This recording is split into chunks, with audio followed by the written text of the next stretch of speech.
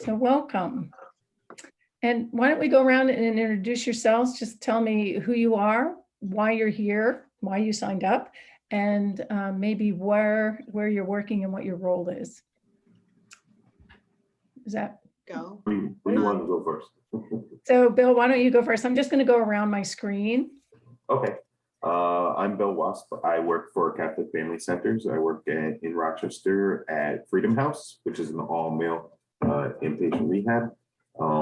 We had one of the clerical interns here, and he's been working really good with the guys and everything. So I'm just more interested in the whole spiritual aspect of the healing process for especially addiction recovery, something I've been into. So I was really happy to see that we got somebody to come in and help us out. So Thanks, Bill. Mhm. Is it Shalon? Yeah, Shalon. Shalon. Yeah. I'm Shalon James. I'm program manager at East House in our Recovery Support Services program. We did have one of your students in the past, but it was in like the beginning of the pandemic. So services had to be kind of adjusted. So I just would like to get more understanding of the utilization of chaplains in programs such as ours, and to just hear more about what that looks like. Thanks. Rachel. Hey, I'm Rachel Della Pietra. I'm the admissions evaluator and coordinator for the OMH programs at East House. We're aware that spirituality and religion are huge protective factors for people, especially in the evaluation process. Just wanted to know a little bit more about what the community has to offer for our programs, to be able to relay that to people considering our programs. Great.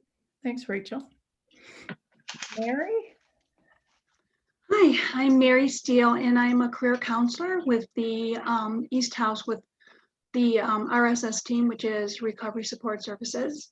And I'm actually just interested in learning more about this. Great. And Patty? Hi there, my name is Patty Cummings. I'm the lay chaplain, pastoral care administrative assistant at Episcopal Senior Life Communities. And we have had the pleasure of having several CPE interns in our midst, which was a true blessing when COVID started, because not only were we dealing with the pandemic, our chaplain was in a very serious accident, and we really did need the help with extra pastoral care and spiritual support for our residents. So it's been wonderful, and actually we are sad to see our interns' last day is today. So I just wanted to hear more about the program and kind of the outreach that's happening within your communities as well. So it's a pleasure to be with you all today. Thanks, Patty. So I look at this as a learning opportunity for all of us. We have had a student at Freedom House. We had a student at Freedom House actually in our pilot, but she was only there for maybe a month before COVID hit. And a lot of the students in the pilot ended up at Episcopal Senior Life Communities. So they've seen a run through of 4 or 5 students. They probably have the most experience right now with our students, but we can learn from each of you from your own contexts and how students can be helpful in those contexts as well. So I have a little slideshow that I'd like to share. But as we go along, if you have questions, I hope you'll feel comfortable just jumping in. Just shout out or raise your hand, do something to get my attention, and then I'd be happy to answer questions as we go along. I'm looking at talking a little bit about what chaplaincy is, also how students, what kind of services chaplains provide, and then to talk about CPE, Clinical Pastoral Education, and how that fits into the whole chaplaincy process and becoming certified as a professional chaplain, and then a little bit about Crossroads of Caring and how we are working with the community. So that's kind of where we're going. Can everybody see my screen? No. No. Well, that's unfortunate. So let's do this. Still no? No. I can see you.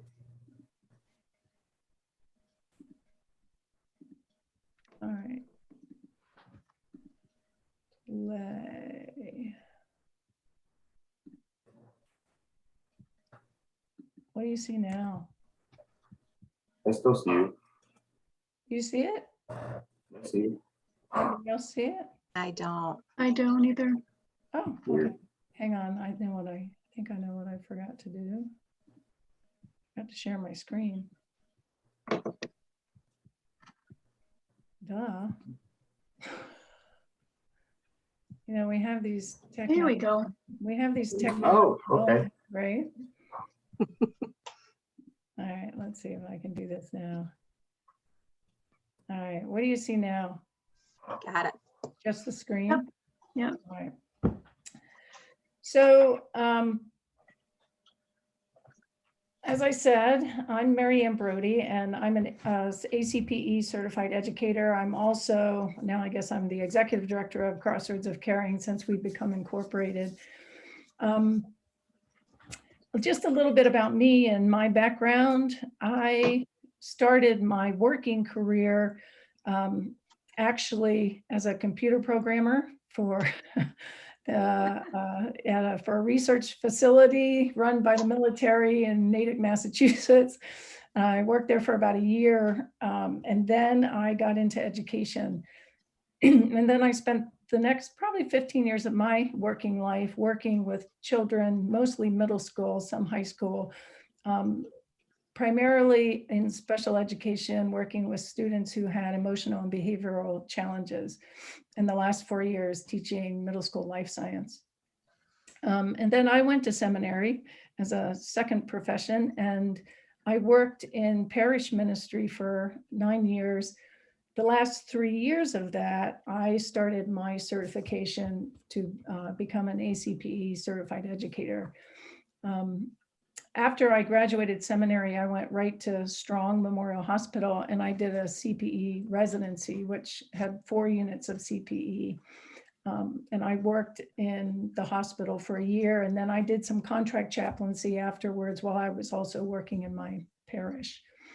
So a big part of my work I found I worked in a small urban parish in the city of Rochester, was working with folks in the neighborhood.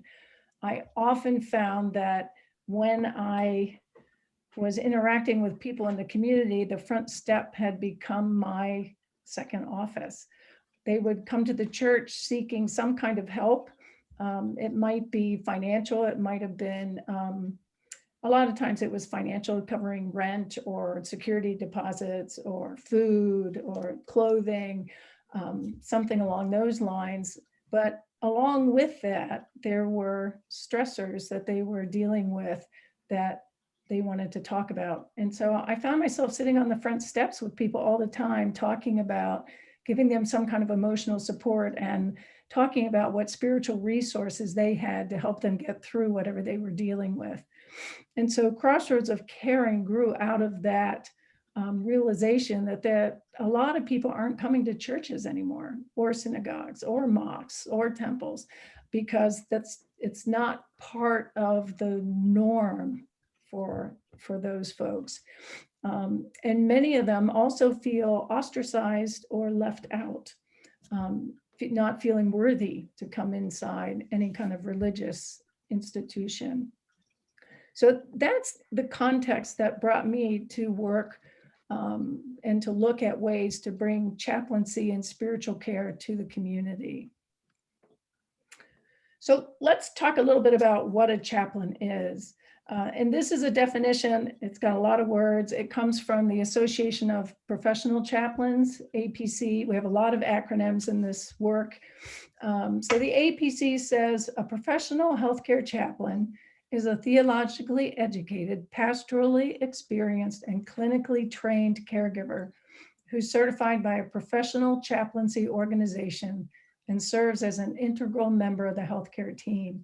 The chaplain's primary role is to provide pastoral spiritual care to individuals, family members, and staff in the context where they work. So those three things, theologically educated, pastorally experienced, clinically trained, are really important if you're looking at somebody who is a professional chaplain. If you're professionally certified, that means that you've had some theological training, not just theological training within your own faith tradition, whatever that is, but theological training in a broader sense, so that you understand not only your own faith tradition, but you know a little bit at least about other people's faith tradition. And if you don't know what you don't know, you know how to bring it out. Pastorally experienced means that you've served with people in a pastoral role and a caregiving role in some way for some time.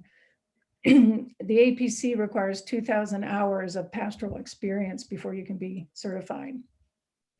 And clinically trained means that you've had some kind of formal training, that you've been supervised, you've done work, you've had feedback, you've had to learn how to develop and transform your pastoral practice. You're not just picking stuff up off the street. There's been some kind of formal training. So you've received formation in that. Does that kind of fit with what you've experienced with chaplains or thought about chaplains? I'm seeing Bill nod. Yeah, okay. Yeah. So where do you find chaplains? Hospitals, prisons, jails, skilled nursing facilities. Those are the places most people think where chaplains, you'd find a chaplain. But you can also find chaplains in hospice, palliative care programs, psychiatric hospitals, rehabilitation centers, all these other places, group homes, community centers, cancer treatment centers, as you do treatment programs, homeless shelters, street ministries. Chaplains are a lot of places now. Airports and corporations, food programs, even senior living communities. There are even chaplains that work at primary care physicians' offices, wellness programs, and community clinics. So chaplains just need a venue to do their work.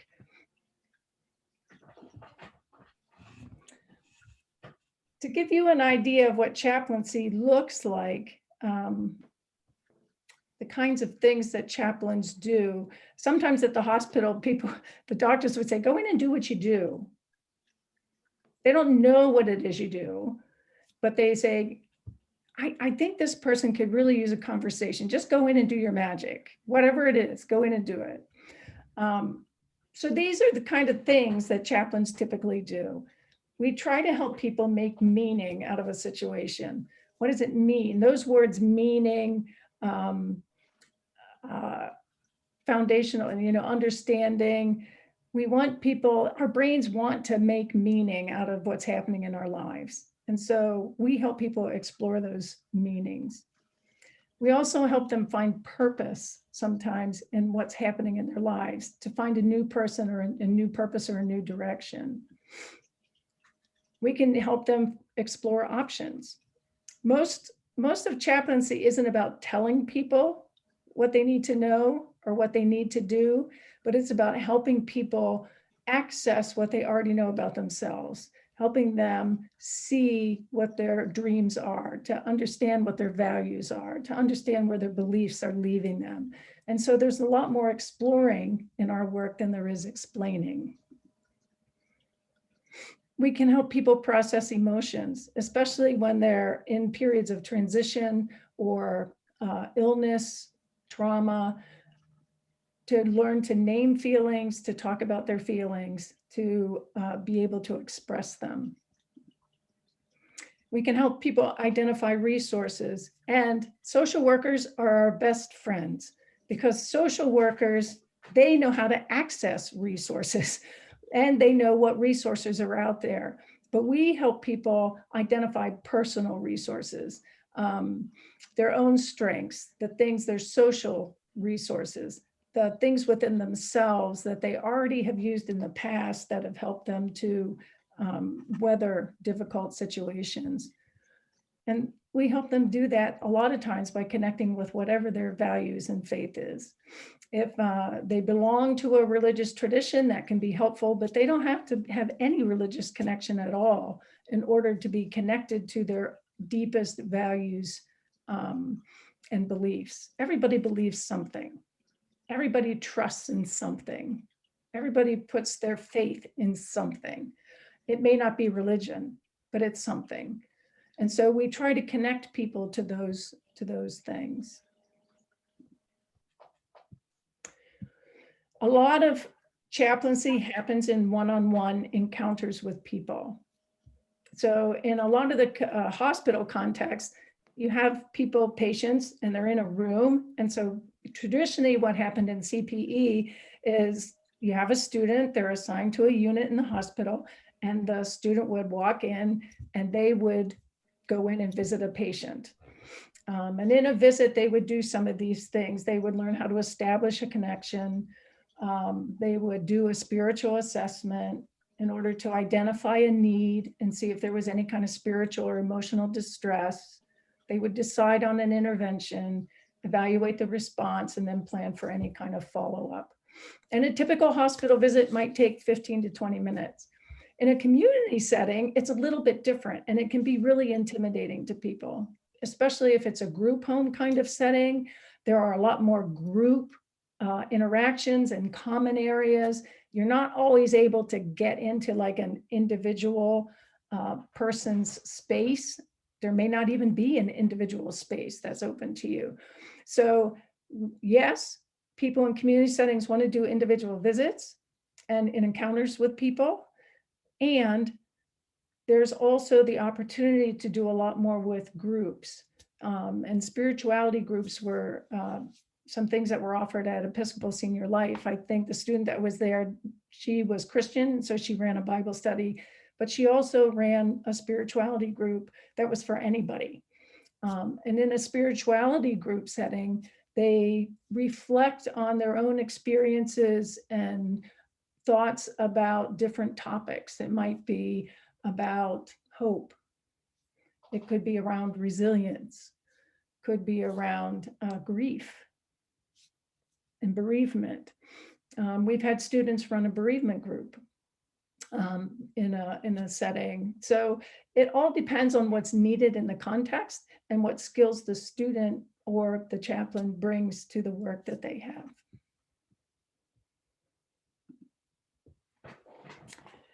So this is where clinical pastoral education comes in. We're actually ACPE, and Crossroads of Caring is a accredited ACPE center for doing clinical pastoral education. So we're the educational arm that helps people go toward professional certification for chaplaincy. We don't certify chaplains, but we educate chaplains for certification. So in clinical pastoral education, this is interfaith professional education, and that's really an important thing because it doesn't matter what faith tradition you come out of. We want you to be grounded in a faith tradition, but you will be trained to work with any faith tradition. So it brings theological students and ministers of all faiths. So no matter where you come from, priests, rabbis, imams, if you're from a Sikh religion or if you're from any of the other East or Hindu, you can take part in clinical pastoral education. But it puts you into a supervised encounter with people in not necessarily crisis, but in need, out of an intense involvement with persons in needs and the feedback from peers and teachers. Students develop new awareness of themselves as persons. And most people who come into CPE don't expect that. They don't expect that they are the subject of their own study. They're actually studying themselves in relationship to other people. So they develop a new awareness of themselves. They learn something about themselves and about their beliefs and their assumptions. They also learn about the needs of those that they minister to. So when someone comes to Freedom House, they may not have an extensive background in SUD and working with people who have addiction issues, but that's what they learn when they come to you. They learn about that. So when they come to East House, they may not understand homelessness. They may not understand any of the mental health or behavioral health issues that are going on in your center, but they learn about that in your context. They learn about seniors at Episcopal Senior Life. So they learn about these different contexts, but they're using very similar skills. They do theological reflection on specific human situations, and they gain new understanding of ministry. It usually broadens and expands what their original thinking. And within the interdisciplinary team, team process of helping persons, they develop skills in interpersonal and interprofessional relationships. And that's a big part of it. They learn how they are interacting with other people, but they also learn to claim their own authority within the larger healthcare team who are working with the people in their context. So I know the student that was at Freedom House, Bill, you were a big help to him. He felt like he was part of your team there. It was a very important part of our team. Yeah, and he learned from you, and he felt like that allowed him to use his skills there. I know at Episcopal Senior Life, working with the chaplain that was there was really important for that student, and working with the activities director there. So being a part of the team is really important, and allowing them to have information about the people that they're caring for helps them be a better part of the team. Now, we can't just take anybody into a clinical pastoral education program, just like you don't hire anybody off the street to work with the people that you care for. So there are some requirements. ACPE only requires that you have a high school diploma.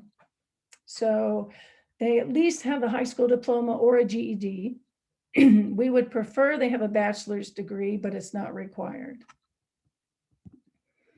They have to complete an application, and the application has several narrative parts. So one thing we see is whether or not they can be self-reflective. And the other thing we see is, can they communicate in writing, which is a really important thing to be able to do. After we get their application, they have to have a face-to-face interview. Of course, in this age, we now have video conferencing. So if they're not in the area, then we can do a video interview. And in that face-to-face interview, we have an opportunity to ask questions about anything that's come up in the application. And the application requires that they talk some about their own family and personal history, their spiritual history and development, and important people and events in their lives. So it can be an intense process just doing the interview. Some people call it their first experience of CPE. They also need to have some theological training. It may be within their own religious tradition. It may be formal education, like at a seminary.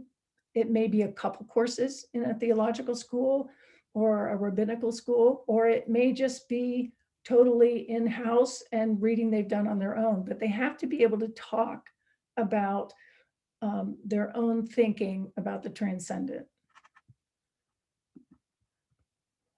They also have to be self-reflective. They have to be able to talk about themselves and relate their experiences, not only in the present, but to their past, and to think about how that impacts them and causes them to respond in the future. CPE is an action, reflection, action model of adult learning. So they have to set their own, there are outcomes, there are 9 outcomes in level 1, but they also have individual learning goals. So they have to be able to set goals for themselves, or at least with some help and some support, be able to come up with some goals for themselves. And they also need to have some initiative. They have to have some kind of self-direction in order to be able to complete the work. And they also have to have good written and verbal communication skills. And in this day and age, they have to be able to use a computer. It's hard to do all the writing by hand. There are level 1 and level 2 CPE that we're going to talk about. You can also take educator CPE. So those requirements are a little bit different. You have to have several units of CPE under your belt, and you have to demonstrate readiness by meeting certain competencies. So that's a little bit harder to do. So Clinical pastoral education, this is what the students are doing when they're not with you, for the most part, except for the first one. The actual practice of ministry is actually 3/4 of the time that they spend in the unit. Each unit is 400 hours. So 300 of those hours are spent in the actual practice of ministry. So for 300 hours, they're with the person or a group or context, wherever they're working. And they have to report on what they do there, and they're evaluated on it. There is a preceptor at their site, and the preceptor is the person who follows them at the site. It's the first point of contact. The preceptor makes sure that they understand and know the policies and procedures of the place where they're working, so that they're towing the line that they need to when they're there. And if there is a problem at the site, the preceptor is the first person they'll go to, because me as the educator, I'm not there. I don't know your policies and procedures per se, not the way you do. I don't know how you implement them, but the preceptor will. So that's the first point of contact. There's pastoral supervision, and that's what I do. So I'm the educator and pastoral supervisor, and help them engage in process learning. So they are learning knowledge and skills, but they're also engaging in a process of learning that is personally transforming for most people. There's a theological reflection portion. So they reflect theologically and spiritually on the things that are happening at their sites. If someone dies, if there's a conflict, if they are feeling useless because they can't help and change things, if they're trying to develop skills in pastoral care that they want feedback on, they get a small group of peers who help them and give them consultation with me, the educator, in that time of class. They have an individual learning contract. That's where they identify their 3 individual learning goals. And it's all, every unit that's an accredited ACPE unit has to have an ACPE certified educator that's affiliated with an ACPE accredited center. So those are all part of what makes up that 400-hour unit of CPE. And there are 3 levels of CPE. The first is level 1, which most of the students who are going to be in your context are going to be probably in their first or second unit. They're just learning basic spiritual care skills. They're learning how to get in the room and initiate a conversation. They're learning about reflective listening, kinds of questions that you can ask, open-ended, closed-ended. They're learning about reflecting. They're learning about nonverbal communication. So they're learning about those basic listening skills that are foundational to developing a relationship. They're also learning about resonance, and they're learning about attunement, how to use feeling words, the difference between feeling and thinking, which you think is easy, but for a lot of us, especially from Western cultures, we confuse thinking and feeling. And you can see that in some of the language that we use. We say, I feel like you're manipulating me. Well, really, you're thinking that. You're feeling something else. And so learning to use that feeling language and actually using our bodies and the data that we have from our bodily sensations, feelings as data, thoughts as data, and putting that together so that we can be really good listeners is a big part of level 1. And developing self-awareness, being clear about our own theological grounding, being clear about our own beliefs and values. That's all part of level 1. Level 2 is a more advanced level. It's more integration of theory and practice. It's broadening the skill base, dealing more with conflict in the hospital, or being part of family meetings, working with groups more. It also takes into account administrative functioning, more looking at bioethics and justice issues, and learning those group and team skills. And then the other third level is certified educator training. Typically, students take 4 units of CPE before they do educator training. So let's say you do your 4 units of CPE. What do you have to do to be a professional board certified chaplain? This is a huge deal. You have to have a bachelor's degree from an accredited college or university. You have to have a master's degree or an equivalent. You have to be endorsed by a faith group. And the list of faith groups that are endorsers is longer than my arm. You have to complete 4 units of CPE, so that's 16 hours of training.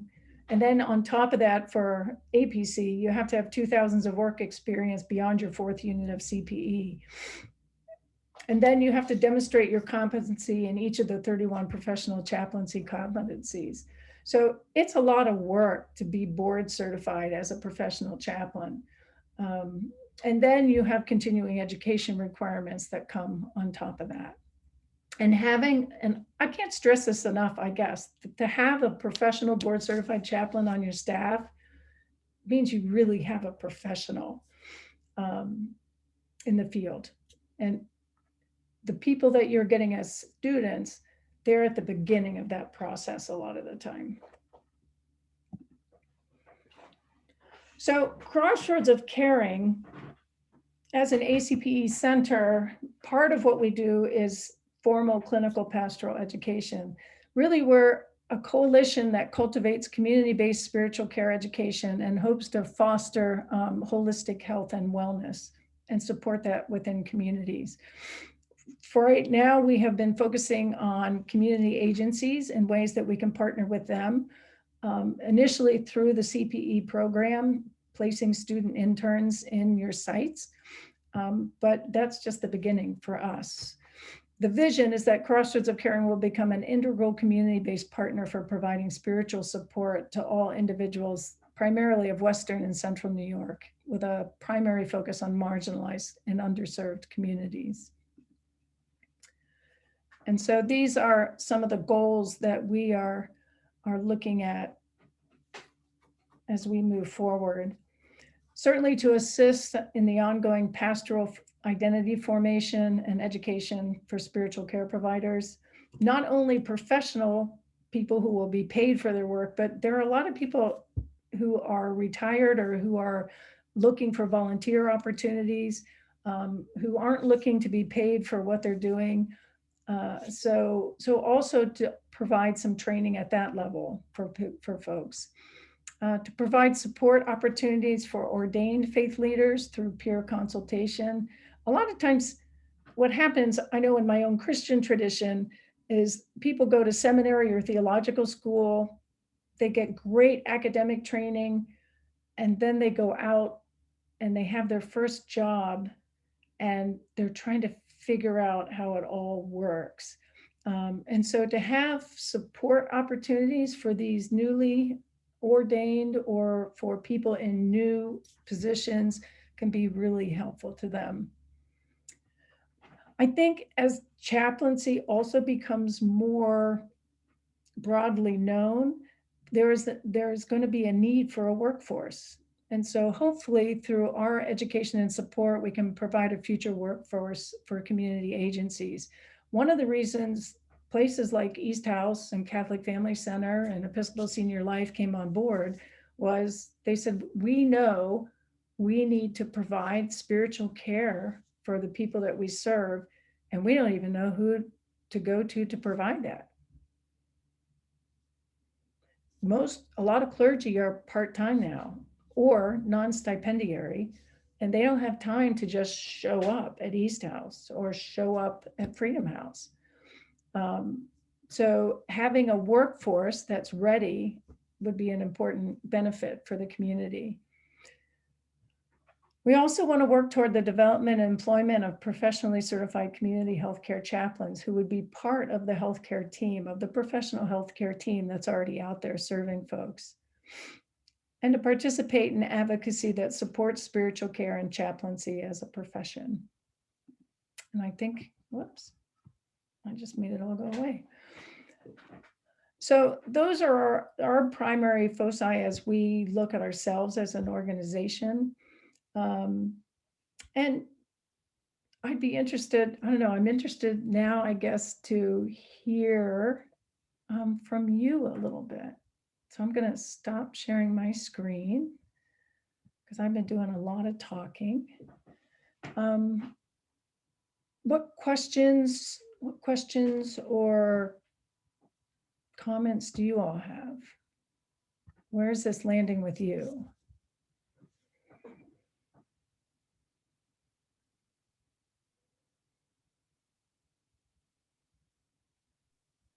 I think for me, it was really good and informational and also just confirming as far as what kind of services we could provide with the help of a chaplain. We do a lot of groups as well. So my mind was kind of thinking about some of the group topics that we could utilize with the help of a chaplain. And sometimes it's really nice to have the chaplain and another facilitator be in the group together. And maybe you can't talk about religion because of the position that you're in but the chaplain is the one that can talk about those things. So it's nice to have both folks there. Yeah. What else? I appreciate the broad spectrum of spirituality and religions that can be offered, because we do have people from all walks of life, and we do like to provide a holistic approach, which an enormous component, and as I said earlier, protective factor is spirituality and religion. And a lot of, there's been a lot of discussion in ACPE about, can an atheist be a chaplain? And they It seems like a funny question, but especially humanists, they don't necessarily believe in a transcendent being, but there's a lot of humanists out there, and there are humanist chaplains.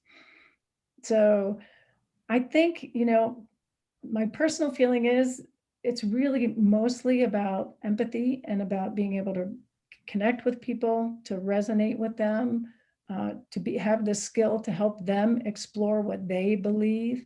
It's not our job to teach people what to believe, but to help them discover within themselves what they find valuable and most meaningful.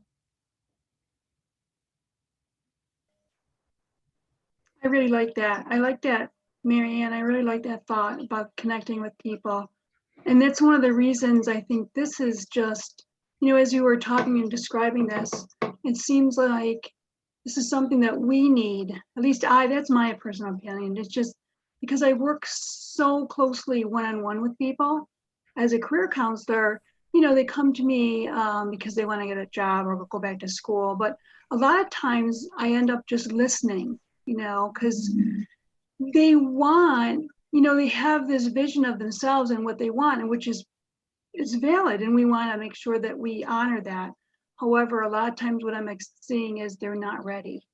They're really not ready to even engage in active job searching. So a lot of it is just having to go back and just kind of work on those pre-employment kind of skills. But sometimes we have to go back even further than that. And I know that, Shalana is my supervisor. We were just talking about the people I work with yesterday and the struggle I'm having.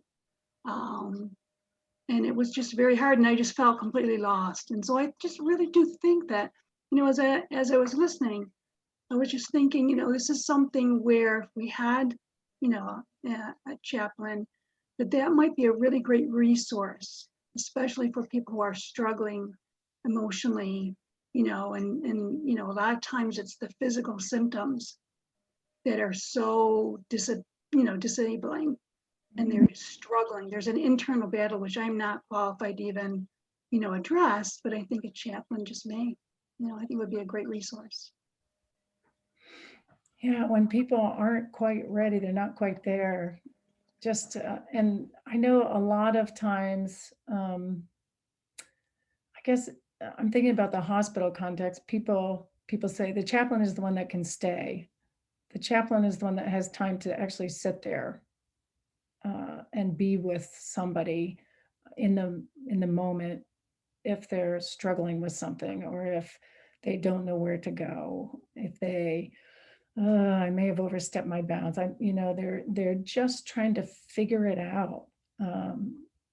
So we're the ones that can do that, and it can free you up to go on to do whatever you need to do next, and then reconnect you with the person when they're a little farther down the road. That makes a lot of sense to me. Bill? Yeah, what I really enjoyed the experience with the intern that we had here was, me being a peer, I can help engage with our clients on some of the topics or subjects that the clinicians really can't get into because of their licensures and certifications. So it was really nice to see somebody else trying to normalize another subject of someone's life that normally we see the guys, they're like, oh, I don't talk about God with a big G, or they don't think, a lot of the time it's kind of the mask of masculinity shows up, and they don't want to get into these deep subjects, especially even if it's in their small group setting. They're a little weary or hesitant to let down that wall. So having an additional person that can get into those topics, maybe on a one-on-one session, or just like in the hallway, be like, hey, can I talk to you later about some of those things you were bringing up? I'd really like to talk to you. Sandra was there.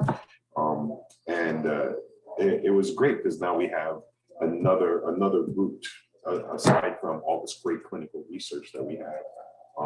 There's other angles to how this thing comes at people in their social life and cultural life, and to have more people in, like, standing with them, like, we can back you up, other forms of support as well to get you out of that negative and dark zone. There's other avenues that can be explored, and we can offer that to them here and in the moment. Like you were saying, Sanjay could grab someone and be like, you need to go talk. Okay, well, let's go find some space and we'll take care of that. Let's do that. Let's make an appointment. And I saw a great difference in guys' recovery and getting a better chance at when they walk out of our building and they hit that fresh air and that freedom. There it is. What are they going to do in the next 24 hours is a big mystery. So if they can have the additional support of even exploring and seeking a spiritual side, if not a religious side, to do something different and positive from where the drugs and alcohol and trauma have set them up for failure, they need to set themselves up for places of increasing they're going from powerless to powerful, in a sense. They need these avenues, and spirituality, at least this exploration of it, is something else to think about, so that they can engage them in the morning, afternoon, and the evening. And I was really psyched to see, like, this guy showed up. I was like, oh my God, we could even talk about stuff. This is great. And I hope to get somebody soon again. So we continue to benefit from it. So it was really great to see that. And it was like just in the nick of time too, with COVID and everything. So that was awesome. It kind of even like gave me a little bit more energy too. It's like, yes, something else to think about. Great. I think, Bill, you're bringing in something that often gets left behind, that the chaplain is there for the people that you serve, but the chaplain is also there for you guys, because you're dealing with a lot of stuff all the time. And so to know that there's somebody that you can turn to, that somebody that will listen to you as well and hold that in confidence, can be really important as well. And to bounce ideas off and to talk about your work. I think most people, you in this field, they care about what they do. They like what they do for the most part. It's not about the money, that's for sure. It's not about the money, for sure.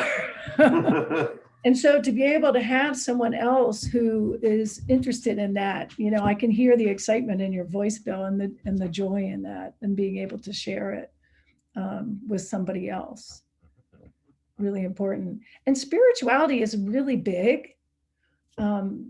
I like art, so I bring art a lot into what I do with my students. I've had students that were musicians before they were, into any kind of spiritual care profession. They bring their music in. those are spiritual things that really connect people to something greater than themselves. Music, art, literature, poetry,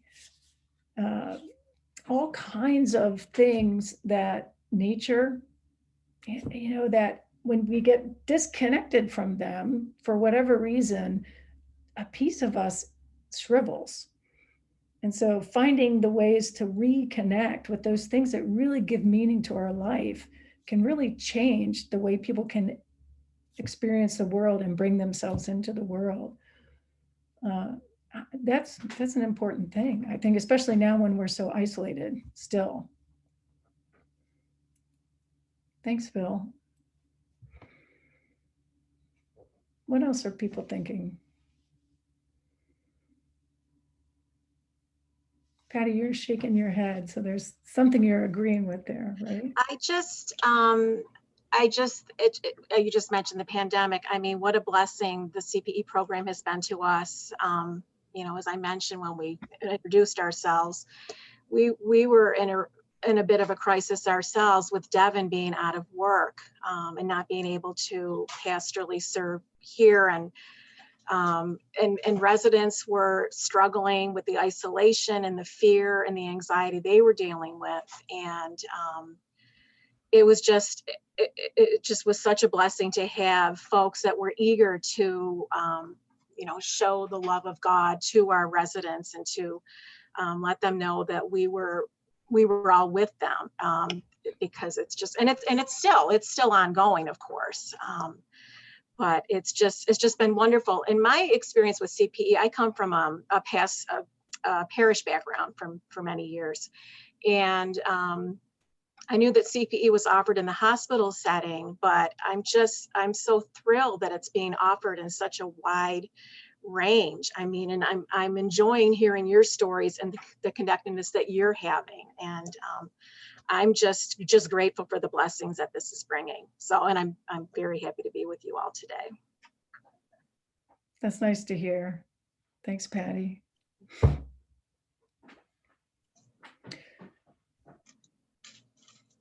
So one of the things, this lunch and learn kind of pilot came out of a suggestion from our professional advisory committee. We're hoping to do something every other month. And so I'm curious what other topics would be of value for you all. Do you have any ideas of, not just to you, but even to the larger organization around spirituality that could be helpful? I'm wondering if maybe like a lunch and learn for like our clients. Because I think that might be a little different coming from someone who does this kind of work versus like us kind of speaking to them about it. I wonder if it would have a different impact.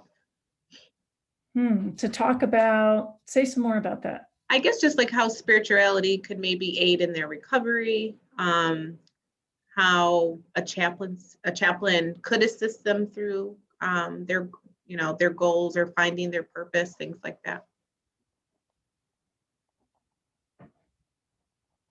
Thanks. Yeah, because even in traditional settings, you walk in, you say, I'm the chaplain. Now we tend to say spiritual care provider. I'm not sure that's any better. People don't know what that is. Or why would I even come to you? What kind of things, how do I know when I need to talk to you? Yeah, and I just wanted to add too, sometimes I have clients I actually have a couple clients on my caseload now who would actually might be interested in learning how to become one. So we do career counseling, so that comes up quite a bit for me anyway. For some reason, quite a few clients, and maybe it was the pandemic, I don't know, but even something for clients, and that like how could they pursue that path? Yeah. That's a good point. I didn't even think about that, but yeah, they would definitely be helpful for them to kind of have an experience. And I guess your first unit of CPE for a lot of people is a discernment. I'm thinking about this. I kind of want to get my feet wet, but I want to have somebody to hold my hand while I do it. that helped me along the way. And so that first unit is a lot about figuring out, does this fit me? Do I fit it? And some people come away, oh yeah, totally affirmed. And other people are like, totally no. And either way, it's really good information. Because we don't want people to go into places where it's not a good fit. So lunch and learn, okay, for clients. Anything else in the little time we have left that people are thinking about? Would it be helpful to hear about different faith traditions? Yeah, I think that'd be good for like a educational, open up their minds. Maybe they're just a lot of clients are just A, B, or C, without the explorations. And if you tie in recovery, there's so many more groups that are opening up with a spiritual background or different religious or lifestyle bases, like the Buddhist Recovery Network and Refuge Recovery and all these different avenues. So they're starting to take off, if not doing really well. So to open up more avenues, the more options, the better, really, when it comes down to it. People recovery automatically, a lot of the time they like to say, they know already what there is. So they automatically shut down to options if it's not presented in front of them. So it's not there for them to wonder and be curious about, or have somebody that with expert knowledge they can go to. Can you tell me a little bit more about what it is? Because it sparks something inside of me. And so have that person break down that fear and kind of create that bridge and open it for them. Mm-hmm. Make it kind of as easy as possible, but like, put the treat out and see who comes. Really. Yeah, and relationship is really important. A lot of times it's difficult to make that connection if you don't have a relationship with somebody through it. If you don't have a relationship that makes the connection to it. Cool. Bridging the gap type of thing. Yes, bridging the gap for sure.